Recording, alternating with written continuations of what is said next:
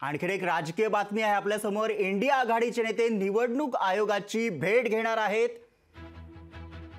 उद्या संध्याकाळी 5 वाजता ही भेट घेणार असल्याचं कळतंय। काँग्रेस पक्षाच्या नेतृत्व जे आहे त्याच्या नेतृत्वामध्ये भेट घेणार आहेत। हेड स्पीच, निवडणूक प्रक्रियेवर नियंत्रण नसणं, पैशाचा वापर करून मतदारांची दिशाभूल करण्याची कारवाई, अशा अनेक मुद्द्यांवर जी आहे ती भेट घेणार असल्याची माहिती कळते।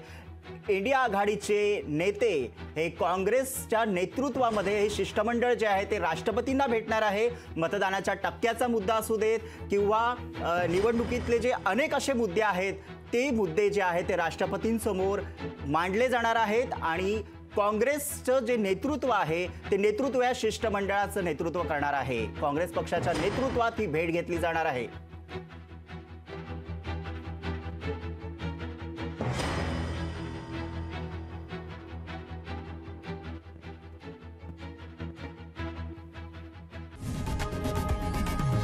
लोकशाही मराठी ऐका, पहा, जागरूक रहा।